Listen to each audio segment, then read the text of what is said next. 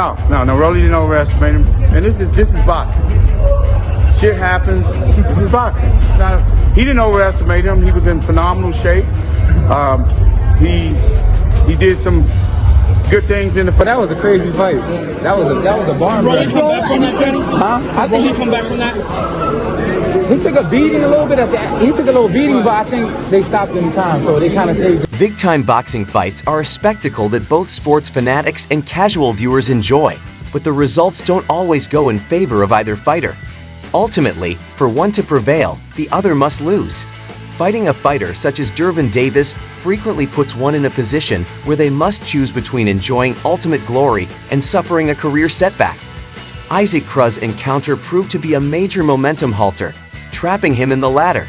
Pitbull quickly rose through the lightweight rankings, but at only 23, he was defeated by unanimous decision against Tank. Cruz won 2 knockouts in a close split decision, but he subsequently needed to recover and restore his reputation in order to completely benefit from his youth. Triumph. He set himself up to challenge Romero for the world title. Romero had lost to Davis not long after taking on Cruz in the thrilling match on Saturday night. After a fierce battle, Cruz eliminated Romero in the 8th round with such intensity that there was no doubt in his mind. Sean Gibbons, the brains behind Cruz's career in the helm of MP Promotions, didn't hesitate to declare boldly what he thought was the value of his boxer. "There's Pitbull and Canelo," he remarked. "This location has been mentioned to you. On his own, he can steal the show. He can headline himself, we know that." He used 14,726 in the building tonight in just that manner. He's Mexican, so I'd say a star was born. Mike Tyson normally, a promoter would be expected to boost his boxer's profile, especially after a convincing knockout. Victory Cruz is without a doubt a gifted individual, something he has often shown since he was a little child. His fame also stretches into Mexico below the border, guaranteeing large crowds for his performances throughout the Southwest. Cruz has fierce opposition from individuals like Jaime Munguia and Juan Francisco Estrada. The coveted second place behind Canelo Alvarez is being contested by Emmanuel Navarrete and other contenders. When Rolando Romero entered the ring to face Isaac Cruz, he knew it would be difficult. It was not a good outcome, even with his best efforts. In addition to his record taking a hit, he lost the WBA Superlight title to Cruz, who went by the nickname the Pitbull. On the other hand, the scorecard's decision caused some criticism. Inspired by fighters such as Claressa Shields, Cruz took possession of the fight with a resolute determination and quickly broke through Raley's defenses, scoring a powerful first-round left hook to the temple. This seminal event set the tone for the showdown, Raley's first defense since defeating Ismael Barroso to win the title the previous year. Cruz continued to dominate the entire fight, which culminated in a crucial moment when he defeated the fighter from Las Vegas and won the WBA title by technical knockout in the 8th round. The Cruz vs. Raley bout scorecard was revealed after the match, igniting a furious disagreement despite the judges' clear preference for Cruz in one dissent. The numbers shown in front of the 2 judges stunned the onlookers, who totaled 63-69 and 64-68, all in Cruz's favor.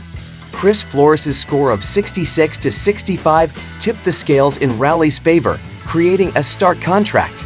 If these evaluations had held true and the fight had not ended in a knockout, the 25-year-old Mexican fighter would still have prevailed via controversial split decision.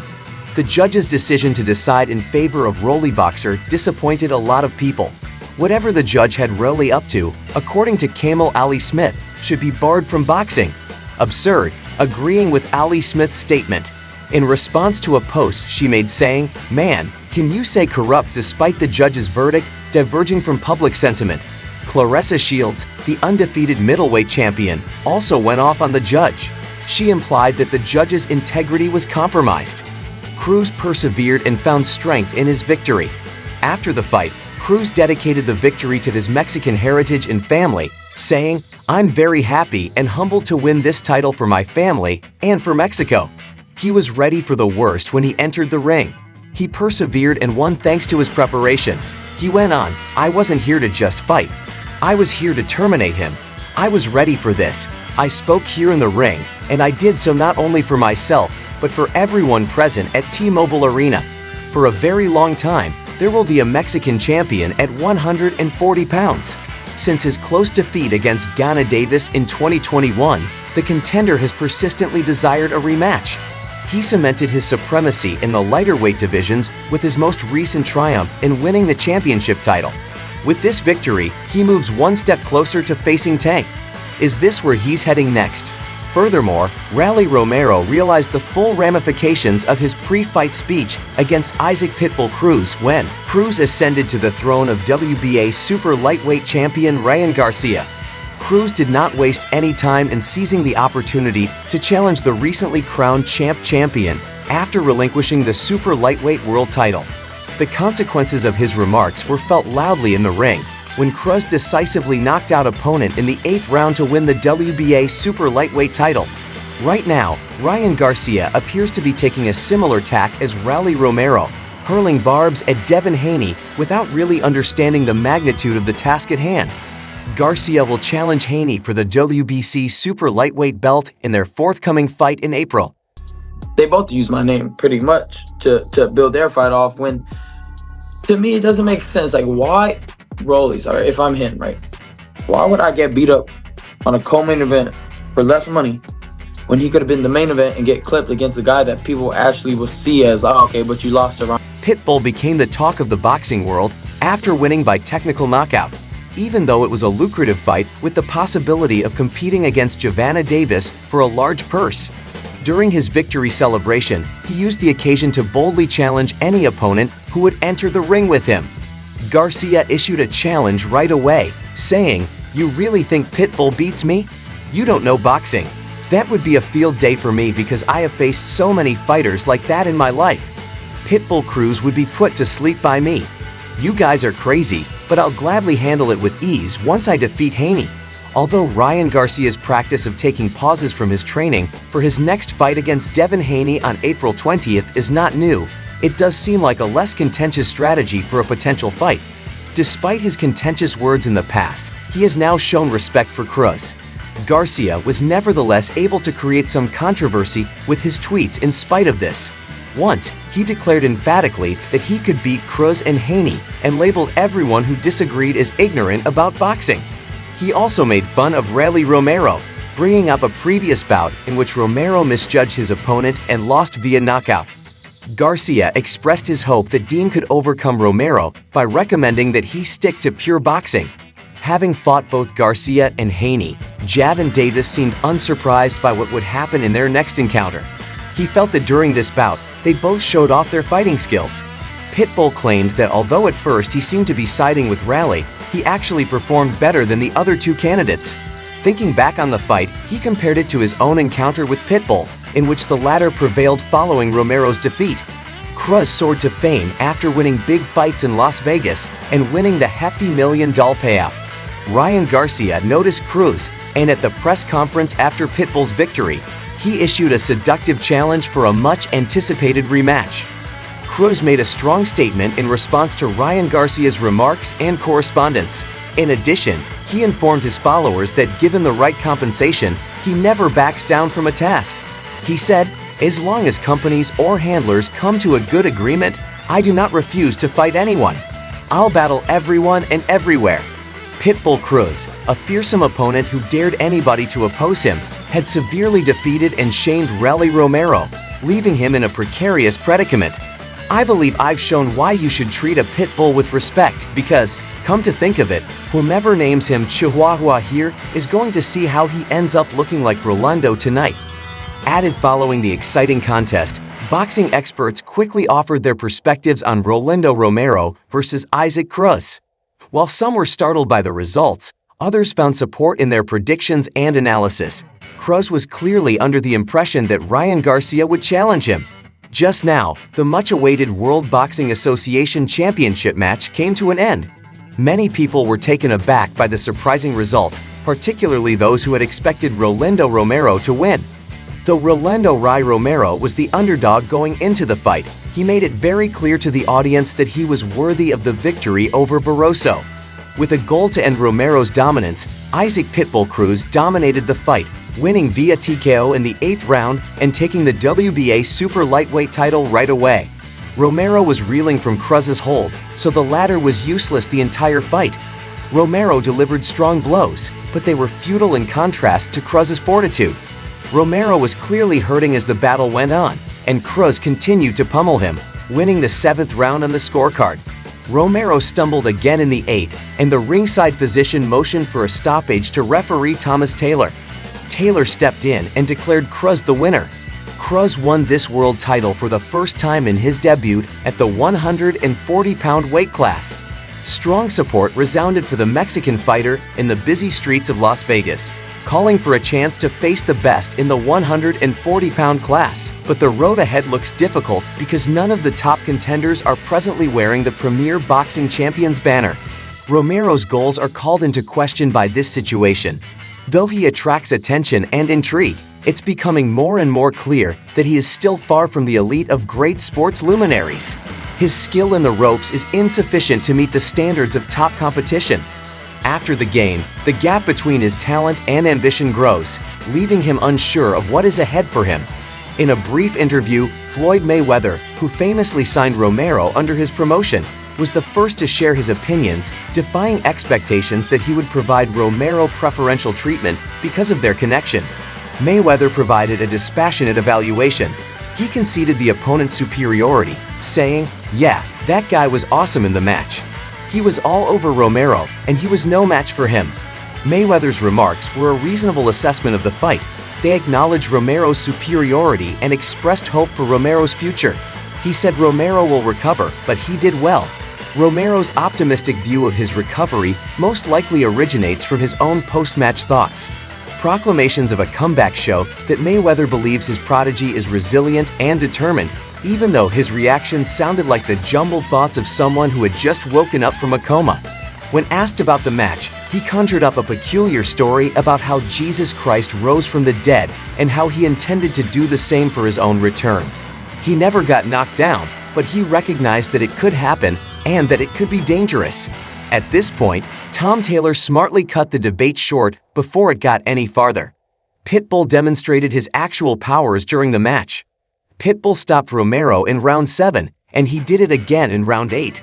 So he claimed to be better not just because he beat Pitbull, but also because he had already beaten Romero. Pitbull was the real winner, and he should have had the victory. Romero, on the other hand, advised the boxer to take a vacation because boxing is a tough sport. And Gant Davis added his 2 cents, deciding that the match against the older opponent had been unfairly decided, even raising the possibility of a robbery. Rolly Romero's most recent bout was noteworthy because it gave him the world title following a hard-fought victory over Ismael Barroso. The referee's crucial role in deciding the fight's outcome has been discussed extensively. Romero was able to knock out his opponent, who was 40 years old, twice in a row, the first of which seemed more like a push to the ground. But it was Romero's second knockdown that caused the most controversy, since the referee pronounced Romero the winner even though Barroso appeared to be okay after the count. Within the boxing community, this judgment has sparked discussions, with many contesting the fairness of the result. Given the contentious nature of this contest, it is not surprising that Jarrett brought it up. Now let's turn our attention to the great Mike Tyson, who will be competing on July 20th. He was recently questioned about the contest. In response, Tyson expressed his respect for his opponent and mentioned how he recognized parts of himself in Cruz. Despite his little size, Mark has the heart and ability to defeat opponents who are taller. I've already been there. I saw the first round and understood right away who would win. Kudos to him. His triumph is genuinely merited. I hope this experience will teach his opponents some important lessons. Furthermore, Isaac Cruz received a lot of acclaim from Terence Crawford, the current World Boxing Champion of the World Boxing Council and World Boxing Association. Crawford believes that Cruz has enormous potential to reach even higher levels in the boxing world. Crawford said that although the man has a lot of work ahead of him, he is clearly talented. I'm delighted I watched since it was a fascinating fight. Cruz made sure the moments were never boring. Devin Haney, Bill's son, wasn't afraid to voice his opinions about the impending game. Bill took the chance to shout out Ryan Garcia, said he had faith that Devin could defeat him. I like seeing these little combatants display their prowess, but let's be honest, magic doesn't always win. Bill said like his father, Devin will elegantly knock him out in the second round. Devin added his own commentary, reiterating their conviction that Cruz would win in the end. Cruz said, "There's no denying that he was going to win. Anyone who believed otherwise was deluding themselves. We are now moving on to the next task." After carefully analyzing the forthcoming game and outlining their plan, Devin concluded with confidence that Rally Romero's coach had this to say: "Romero is ready for anything that comes his way." The match's sheer ferocity and vigor surprised Oscar de la Hoya, the legendary Olympic gold medalist and former world champion, known as the Golden Boy of boxing. Many admirers agreed with him, noting how excited they were about the exciting matchup. Some supporters believed that Rally's first defense was a complete travesty. Whoever had first believed he had a shot had to be kidding. After that fight, many said Raleigh looked completely humiliated. Pitbull just did something amazing to him.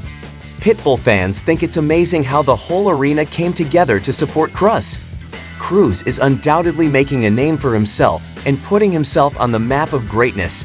I'm interested to see how far his talent will carry him. In the next 5 years, that youngster has a good future ahead of him. He's going to be incredible, for sure. Some onlookers made a very interesting observation. Pitbull is clearly looking for a first-round knockout and appears to have defensively researched Joshua and Francis X. But his attitude didn't change until he discovered this strategy wasn't working. Even at his size, he remains one of the most complete fighters you will ever come across. Now that he has recently triumphed, he is the man to beat. Since losing to WBA 135 PBS champion Carvin Davis in 2021, Cruz has prevailed in 4 straight fights. Romero has only won once in his last 3 fights, which is a mixed bag for his recent record. He was defeated by Davis in a 6-round fight back in 2022. Whether he recovers or not, there is hope for a comeback, but the loss of this former champion from the ring sends a dark message throughout the modern sports world. Overall, the responses from prominent members of the boxing community, from Floyd Mayweather's impartial appraisal to Claressa Shields' scathing criticism, highlight the importance of the fight and its wider ramifications for both fighters as Romero considers his next move and Cruz looks forward to new challenges. The boxing community avidly observes, aware that achieving fame is a journey paved with both potential and danger. Cruz and Romero's journey is a striking example of boxing's timeless appeal, a winning combination of skill and determination, and the unwavering pursuit of success and atonement. That concludes today's video. Please remember to subscribe, like, and ring the bell button if you liked it. This will ensure that you never miss any of our future films. You can also leave your comments below with your ideas. Keep watching, and we'll see you in the subsequent video.